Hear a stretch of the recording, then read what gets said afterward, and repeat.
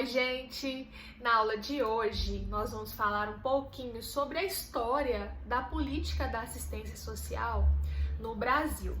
E a gente vai pegar ali um pedacinho, né, um pouquinho aí dos anos anteriores à Constituição Federal para a gente entender um pouquinho de como surgiu toda essa questão da política, da Constituição Federal, né, da assistência enquanto direito.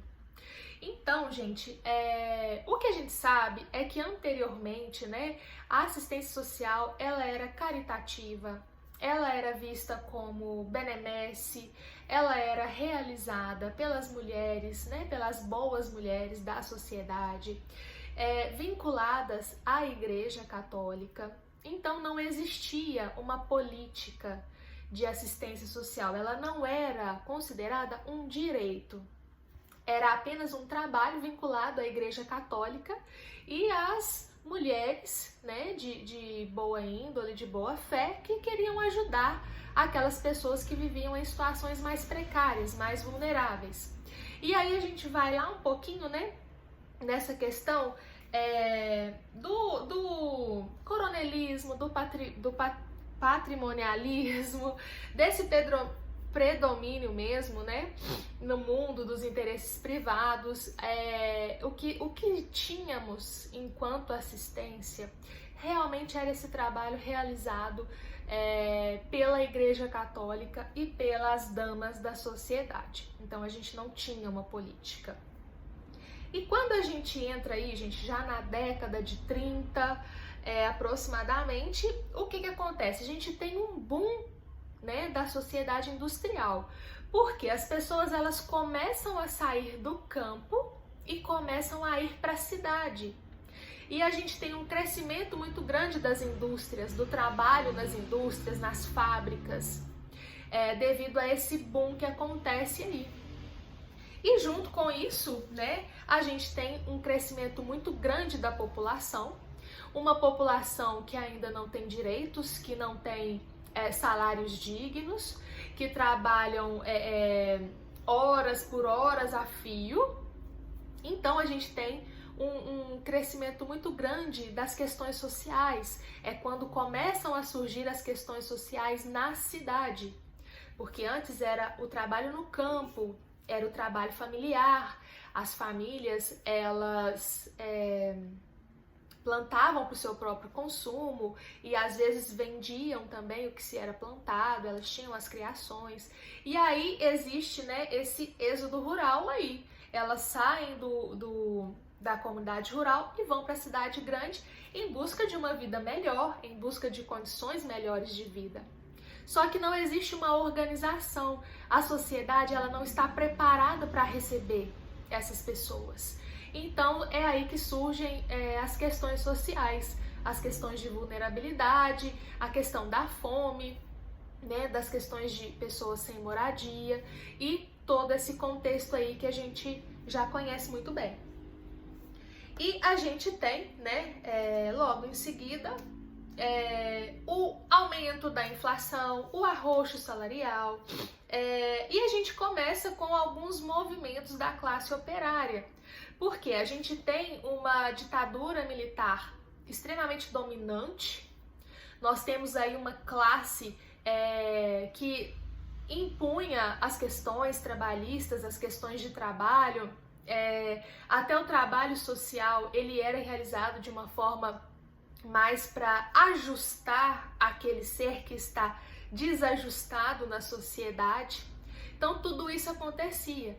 Então existe uma tentativa, né, da classe dominante de dominar essa população, de dominar essas pessoas. E aí começam, né, alguns movimentos reivindicatórios, porque as pessoas elas queriam salários dignos, elas queriam direitos, elas queriam comida, queriam uma casa, moradia, né? Porque tudo isso não tinha com dignidade.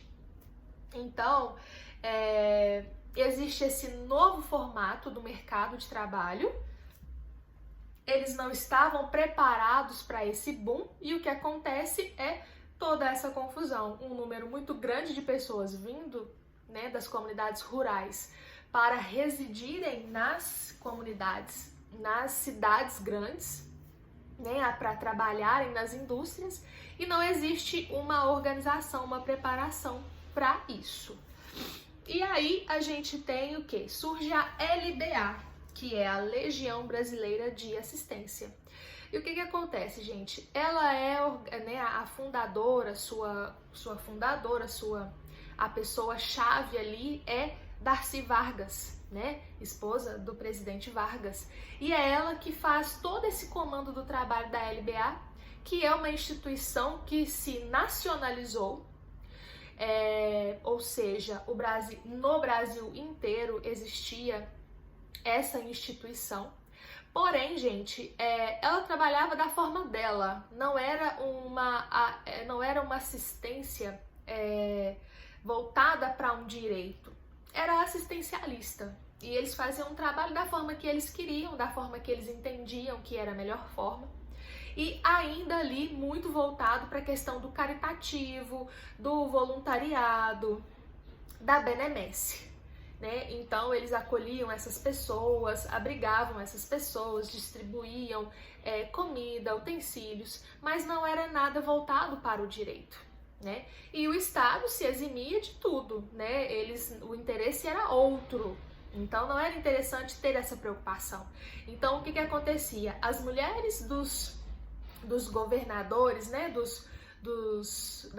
das figuras políticas de todos os estados, elas eram as presidentes das instituições da LBA. Então elas desenvolviam esse trabalho. A assistência era desenvolvida através da LBA, né, através dessa instituição. E sempre voltada pela prática do voluntariado. Não existia um trabalho de autonomia dessas pessoas. Eles queriam fazer com que aquelas pessoas tivessem o mínimo necessário para que, né, continuassem os seus trabalhos nas fábricas, para que continuassem dando lucro para os grandes políticos, os grandes donos das fábricas, porque isso fazia todo um giro, né, no dinheiro e em tudo que acontecia nos estados.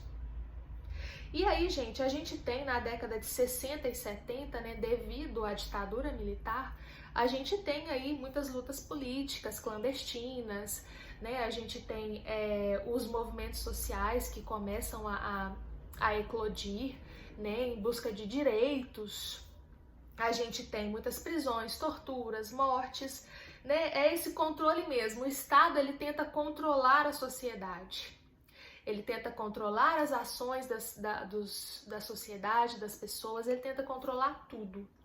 E aí é o caos, porque a gente tem muitos movimentos, muitas mortes, muitas prisões, e esse boom mesmo todo acontece na ditadura militar, né? A gente tem aí alguns direitos políticos suspensos. E dentro também, gente, da ditadura militar, né, a gente tem um movimento de reconceituação. A gente, inclusive, tem uma aula aqui mais pra frente que a gente vai falar um pouco sobre isso também. Mas sempre façam esse link da ditadura militar com o movimento de reconceituação. Porque nós tivemos no início lá, na primeira escola de serviço social da assistência social, que foi em São Paulo, em 1936. A gente tem essa primeira escola, porém essa escola ela também trabalha... ela prepara esses assistentes sociais para desenvolverem um trabalho totalmente ligado à igreja, um trabalho que não é um trabalho voltado para o direito. Então essa primeira escola, ela vem, mas ela vem de uma forma muito vinculada ainda à Igreja Católica. Então a gente não tem ainda, né, a assistência vista enquanto direito do povo.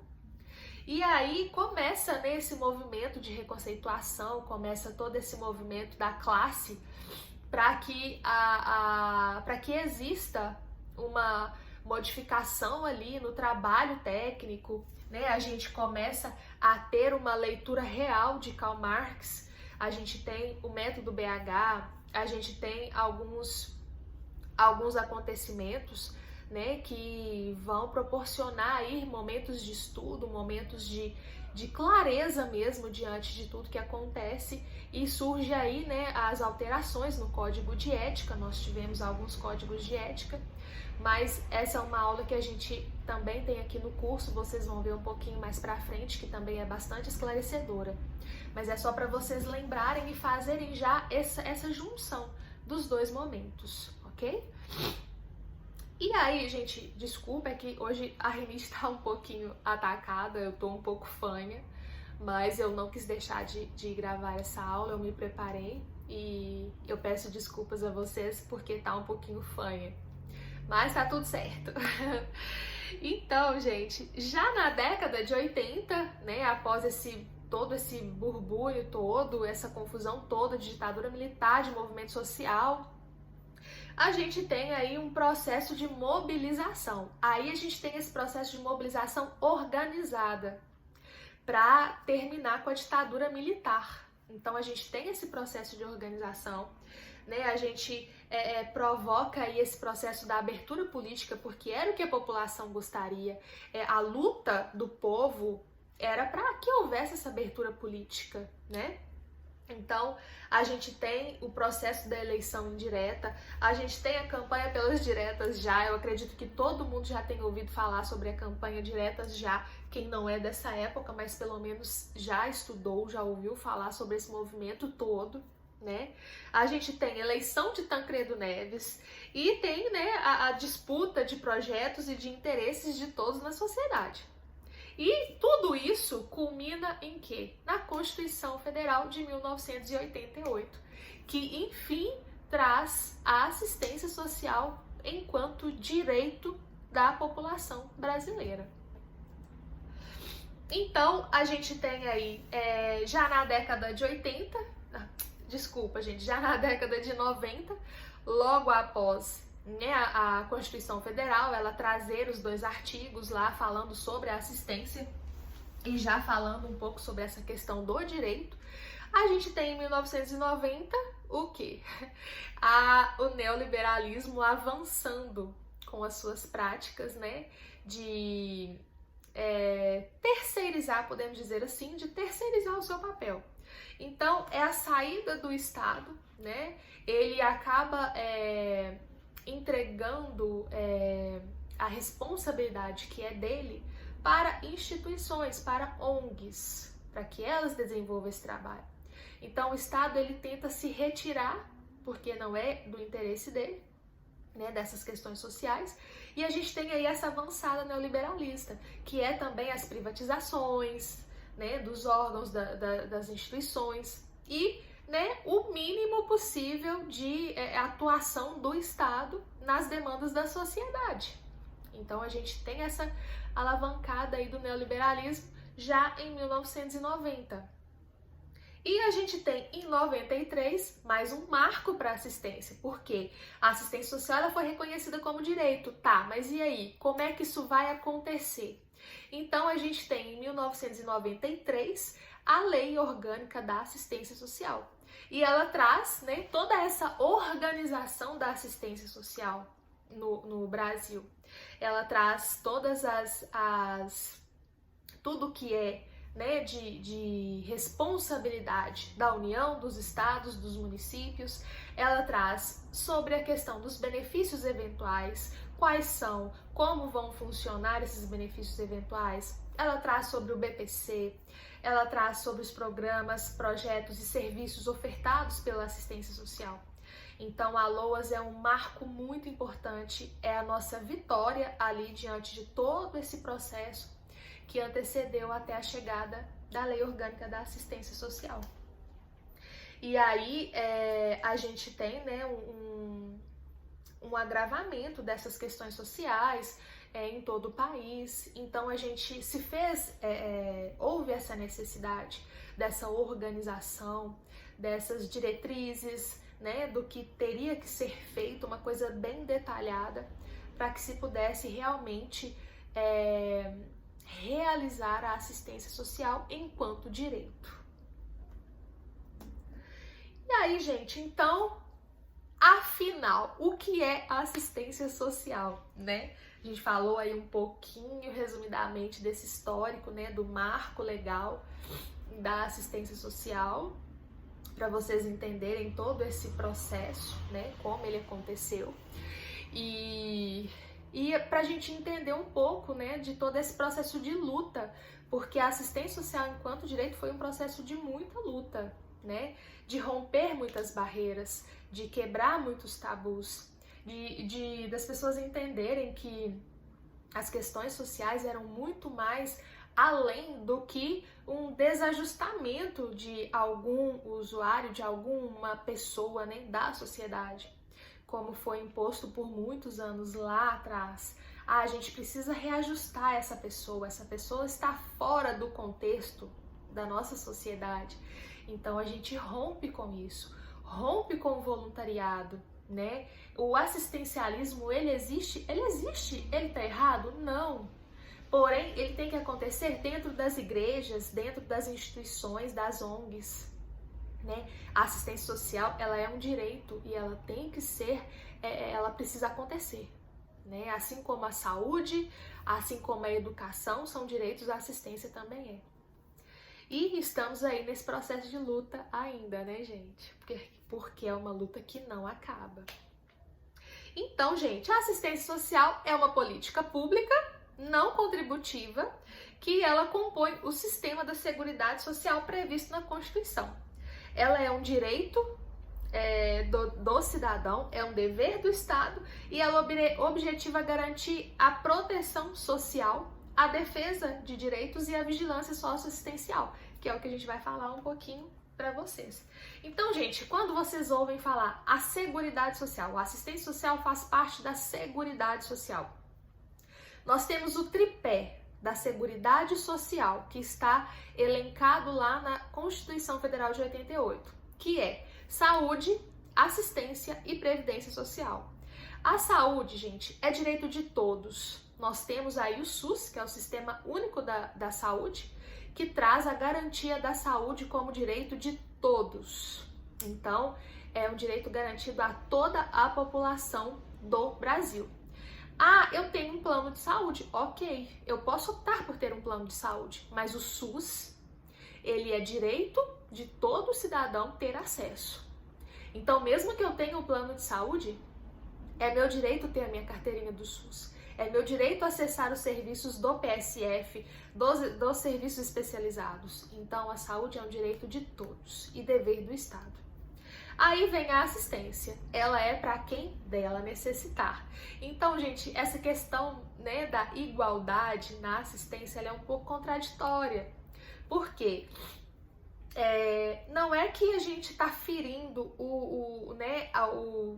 a questão da igualdade, não é isso. É que dentro da assistência a gente é uma política focalizada. Por quê? Nós vamos atender quem dela necessitar, né? Vamos pegar um exemplo aí prático. Eu vou até o CRAS para solicitar uma cesta básica.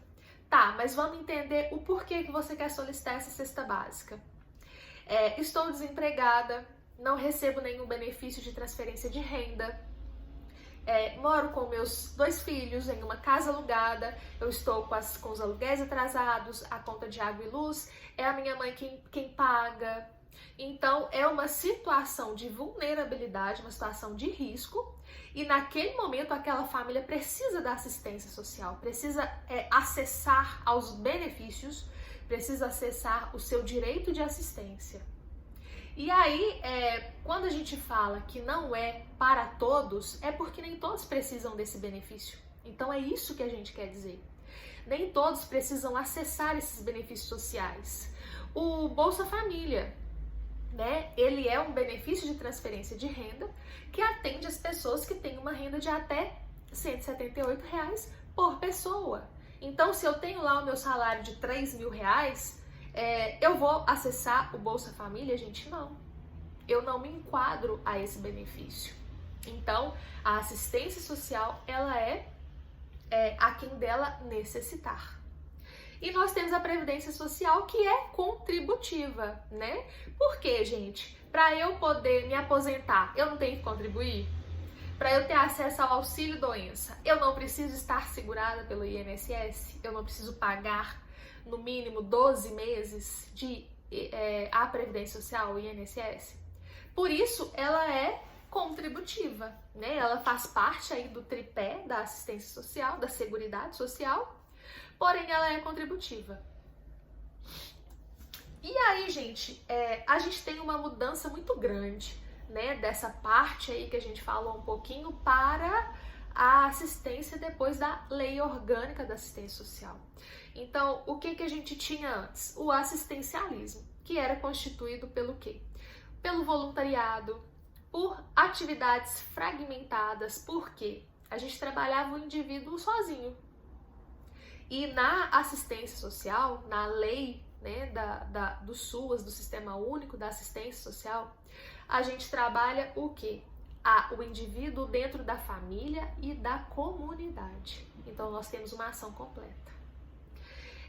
Nós culpávamos os indivíduos pela situação em que ele se encontrava. Então, ele era culpado por estar, de repente, passando por uma situação de dificuldade financeira, de não ter uma casa, de não ter alimento. Então, a gente culpava esse indivíduo por isso. A gente estimulava a troca de favores, tinha uma ideologia moral e religiosa, né? O serviço era para pobres. Pronto, se resumia a isso. E qual que era o resultado? Não tinha uma possibilidade de transformação. Era paliativo, era ali na hora. Então, tava com fome? Leva comida. Tá sem roupa? Leva uma roupa. Né? Então, era ali. Era imediatista, era voluntarista, né? Não tinha uma possibilidade de transformar aquele indivíduo, de fazer com que ele tivesse autonomia. E aí a gente vem para o SUAS, né, para a Lei Orgânica da Assistência Social, que traz assistência como direito e amplia o acesso a bens e serviços. As atividades, elas são planejadas de acordo com a realidade familiar. Então, eu vou conhecer ali a realidade daquela família, eu vou trabalhar em cima daquilo, em cima das vulnerabilidades e das potencialidades. Olha que bacana. O trabalho, ele tem objetivos e metodologias, não é um trabalho solto, feito de qualquer jeito. Tem um estudo ali, tem todo um planejamento, a gente tem o plano de acompanhamento familiar, a gente tem ações continuadas, né? Tudo ligado ao direito, né? Ao dever do Estado. Não existe nada ligado à igreja, a assistencialismo, a voluntarismo. Ela é contínua, porque todos os projetos, programas e serviços, eles são de forma continuada. Então, a gente não vai atender aquela pessoa ali e pronto, esqueceu. Não, ela acontece de forma contínua, né? Nós temos aí um Estado democrático de direito. E, como resultado, o que a gente tem? As transformações das condições de vida desse usuário dentro da sua família e dentro da comunidade. Que é muito bacana, né, gente? Eu sou muito fã do SUAS, gente. Muito fã. Então, gente, a política de assistência social, ela vem trazendo essa visão inovadora, né? Dando essa continuidade ao que foi falado, ao que foi inaugurado lá na Constituição Federal de 1988. Né? A lei orgânica, ela vem pautada na dimensão ética de incluir os invisíveis. Por quê? Até então, essas pessoas eram invisíveis. Então, não existia nenhum trabalho, nenhuma ação que fosse voltada para a autonomia dessas pessoas. Nunca se pensou nessa autonomia, nessa transformação, né? Então, essa transformação, né, desses indivíduos, dessas famílias, é o ponto principal. E sempre, gente, a gente vai trabalhar sempre a matricialidade familiar. O SUAS, ele traz isso, o Sistema Único da Assistência Social, ele traz isso, que é o trabalho com a família no território. Então, o que a política faz? Ela vai até onde o usuário está. Ela vai até a família do usuário, até a comunidade em que aquele usuário está inserido. Então, a gente leva para ele esses serviços, esses programas, né, para que ele consiga acessar todos esses direitos e para que ele consiga se desenvolver ali dentro da sua comunidade.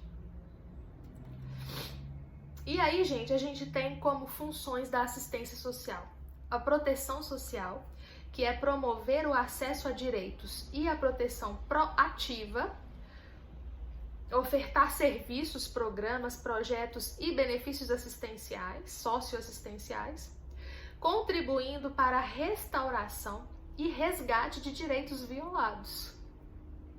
Nós temos a vigilância socioassistencial, que identifica as vulnerabilidades, os riscos, as violações de direitos. Então, gente, quando a gente fala da vigilância socioassistencial, a gente está falando em números, em diagnósticos, porque o papel da vigilância dentro do SUAS é esse, é diagnosticar todas essas situações, diagnosticar ali onde vai ser implantado um CRAS, quais são as situações de risco, de vulnerabilidade, quais são as famílias, possibilidades de BPC, possibilidades de Bolsa Família. Então, é esse estudo, é o diagnóstico ali, né, daquela comunidade. Então, a vigilância, ela trabalha com números, com diagnósticos, com informações, com buscas de resultados, né, para trabalhar, para que as ações desenvolvidas pelo CRAS sejam em cima disso. Porque a gente precisa conhecer, entender o que acontece ali naquela comunidade para a gente planejar um trabalho, porque não adianta eu propor algo que não é demanda, né, daquela família, daquele usuário ali na comunidade. E a defesa de direitos, que é propiciar informações, que é importantíssimo, né, sobre os direitos, sobre violações, fortalecer esse protagonismo, gente, importantíssimo, fortalecer o protagonismo do indivíduo dentro da comunidade, porque aí ele vai conseguir se desenvolver ali, né? Ele vai conseguir buscar outras possibilidades, outras formas de vida, a gente vai conseguir realmente realizar a transformação que a gente quer na vida, nas condições de vida dessa população, desse usuário. E aí, gente, a gente tem aqui dentro do SUAS as seguranças afiançadas pela assistência social. Quais são elas? Primeira, acolhida. O que é isso, gente? O usuário, ele tem direito a um espaço reservado, a um atendimento individualizado, a informação, a escuta qualificada. O nosso papel é importantíssimo, né, ali, importantíssimo. Então, é um direito do usuário ter a escuta qualificada, né? Ele receber informações, ele ter acesso ao funcionamento da concessão de benefícios, ele entender todo esse processo, como funciona, ele é um beneficiário ou não. Essa abordagem, né, nos territórios, as situações de risco, a oferta de uma rede de serviços, porque, gente, a gente não trabalha sozinho, né? A gente trabalha aí na rede socioassistencial, então a gente precisa conhecer aonde eu estou, eu preciso conhecer toda a rede, tudo que está sendo disponibilizado, tudo que eu puder acessar, né, que o meu usuário puder acessar, eu preciso conhecer, eu preciso saber como encaminhá-lo, né? Então, é muito importante que quando eu inicio o meu trabalho em um CRAS, por exemplo, eu conheço o meu território, eu conheça a minha rede, os serviços todos ali que estão disponíveis para o usuário. Então, isso está tudo dentro da acolhida, né, dessa segurança afiançada da assistência social. Segundo, renda, né, é direito dos nossos usuários, dos indivíduos, acesso à renda quando eles não têm. Então, são os programas de transferência de renda. A gente precisa ter essa informação, precisa existir esse processo dentro dos nossos equipamentos, que seria um Bolsa Família, um BPC. Gente, é impressionante, os atendimentos para BPC são gigantes, a gente teve um crescimento muito, muito grande. Então, não tem um dia que no meu equipamento, no CRAS onde eu atuo, eu não faça um atendimento de BPC. Seja um atendimento para informação, seja um atendimento para requerimento. Nós vamos falar um pouquinho disso também depois. Então, são esses benefícios, né? A concessão desses benefícios de forma continuada. Então, outra segurança afiançada pela assistência social é a renda. A terceira, a convivência familiar, comunitária e social. Eu tenho que proporcionar isso também, né? Primeiro, meu trabalho junto com a família, desenvolvendo lá no PAIF, né? Construindo meu plano de acompanhamento familiar. Trabalhando a comunidade também, buscando, né, gente, o que eu tenho ali na minha comunidade de serviço, o que eu posso trazer para o meu usuário, como fortalecer ele dentro da comunidade, onde eu posso inseri-lo de forma que ele seja protagonista, de forma que ele tenha autonomia, né? A gente precisa fortalecer esses laços de pertencimento do usuário na comunidade. Então vamos trazer ele para a participação social, vamos trazer ele para o conselho, né, para as discussões sobre as políticas a que eles estão acessando. E vamos, né, buscar as atividades culturais de educação ali dentro da minha comunidade, onde eu posso inserir meu usuário, qual atividade eu consigo levar o meu usuário, que ele vai poder ser protagonista, que ele vai poder criar laços de amizade, né, que ele vai conseguir se fortalecer enquanto ser protagonista da sua vida, né? Enquanto usuário que precisa avaliar essa política, que precisa falar se essa política está sendo efetivada ou não na sua vida e na sua comunidade, né? E 4, desenvolvimento de autonomia. Também é uma segurança afiançada pela assistência social. E como que a gente vai trabalhar isso, gente? Fortalecendo o vínculo familiar, fortalecendo o vínculo comunitário, levando informação, né, levando para eles o acesso a direitos e benefícios a que ele pode ter acesso dentro da sua comunidade. E, gente, não pensando só na assistência não, tá? Mas pensando nesse trabalho mesmo intersetorial, pensando na educação, na saúde, pensando nesse conjunto todo, porque a assistência ela não trabalha sozinha. A gente precisa de ter esse trabalho intersetorial entre todas as políticas. E isso também, e com esse trabalho a gente também consegue desenvolver essa autonomia, porque às vezes o usuário chega pra gente e ele não consegue nem falar direito o que ele precisa. Então a gente vai fazendo um trabalho, vai conversando, vai trazendo informações, vai levando, fazendo a visita domiciliar, traz para o grupo, concede um benefício de emergência, e aí a gente vai vendo as respostas, né? Esse usuário começa a procurar o serviço, esse usuário começa a questionar, começa a perguntar, e ele vai tendo acesso a mais e mais e mais. Então, aí a gente consegue desenvolver essa autonomia, né? A gente tem que pensar também, gente, nessa independência, né? A gente não pode trabalhar esse usuário de forma que ele vá ser dependente do serviço, não.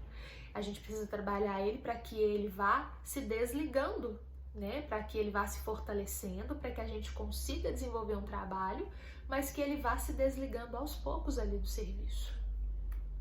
E a última segurança afiançada pela assistência social, o apoio e o auxílio, né? Que quando sob riscos, né? Quando a família está em situação de risco ou vulnerabilidade, eles precisam, né, de auxílio financeiro ou auxílio emocional, e a gente proporciona tudo isso, né? A gente tem aí os benefícios eventuais, a gente tem a participação em grupos, os acompanhamentos com outros serviços, né? Por exemplo, o serviço da psicologia. Então esse apoio, esse auxílio, seja material ou seja emocional. Então aí nós tivemos as 5 seguranças afiançadas da assistência social. E aí, gente, a política social ela é composta por quê? Por programas, projetos, serviços e benefícios. Então é isso que compõe a assistência social, né? Então todo o nosso trabalho ele vai ser pautado nisso daí: programas, serviços, projetos e benefícios, ok? Prioritariamente prestados pelo Estado, mas nada impede, tá, gente, que a gente tenha aí os convênios, as instituições, né, as filantropias, que vão trabalhar conveniadas com o Estado e os municípios. E a quem ela se destina? Então vamos lá, vou falar aqui para vocês a quem se destina a política de assistência social, que são as prioridades para atendimento. Então vamos lá. Privação ou precariedade de renda, dificuldade de acesso a serviços públicos, fragilização de vínculos, por discriminações, que tiveram seus direitos violados, violência intrafamiliar, ato infracional, que nós temos um trabalho que é realizado com adolescentes, né? Abuso ou exploração sexual, por situação de rua, por abandono, maus tratos, trabalho infantil e por afastamento do convívio familiar. Então, essas são as prioridades, né, a quem se destina a política de assistência social. E aí, gente, vamos só pegar aqui uns conceitos rapidamente para a gente encerrar, para a aula não ficar muito longa. Mas o risco social, né? O que é o conceito de risco social? É identificar a probabilidade ou a iminência de um evento acontecer e, consequentemente, está articulado com a disposição ou capacidade de antecipar-se para preveni-lo ou de organizar-se para minorar seus efeitos, quando não é possível evitar a sua ocorrência. Sendo assim, a aplicação do conceito de risco está necessariamente associada à pré-definição de um evento, tendo em vista a peculiaridade de cada área. Já a vulnerabilidade social, ela se constitui em situações ou ainda em identidades que podem levar à exclusão social dos sujeitos. Estas situações se originam no processo de produção e reprodução de desigualdades sociais, nos processos discriminatórios, que privilegiam alguns pertencimentos em relação a outros. Então, gente, vulnerabilidade. A diferença de vulnerabilidade para risco. A vulnerabilidade é quando você consegue atuar, né, ali anteriormente a um fato, né, você trabalha com o preventivo, com o proativo. Então a vulnerabilidade é quando a pessoa está numa situação de vulnerabilidade, mas a gente age e a gente consegue evitar uma situação. A questão do risco é quando alguma situação já aconteceu ou vai acontecer, né, e a gente tenta ali minimizar. Então, a vulnerabilidade, ela é trabalhada dentro do CRAS. O risco, ele é trabalhado dentro do CREAS, porque geralmente, quando acontece alguma situação de risco, é porque já houve uma violação de direito, ok? O território, né, que são onde as ações ali vão estar organizadas, é o território onde eu estou atuando, onde o meu usuário se encontra. Então a gente trabalha muito com essa questão territorial dentro desse novo sistema de trabalho da assistência.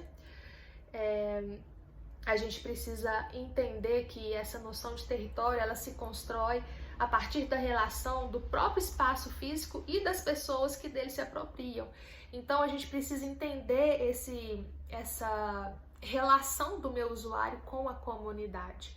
Então, quando a gente fala em trabalhar a territorialidade, a gente está falando sobre isso também. E a matricialidade familiar, né? Que é a família como centro de tudo. Então, todo o trabalho realizado pela assistência social hoje, pelo SUAS, né, preconizado na LOAS e toda essa legislação que nós temos, é voltado para a família. Então a gente vai sempre pensar na família. A gente não pensa no usuário ou no indivíduo enquanto um só. É sempre a família dentro da sua comunidade, dentro do seu território de pertencimento. E é isso, gente. Então, por hoje é só. Essa aula finaliza aqui. E eu espero que vocês tenham gostado. Deixem aí um recadinho, deixem aí um comentário, façam a crítica construtiva de vocês para que a gente consiga sempre melhorar e trazer sempre coisas, né, conteúdos bacanas e de qualidade para vocês. Muito obrigada e até a próxima. Tchau, tchau!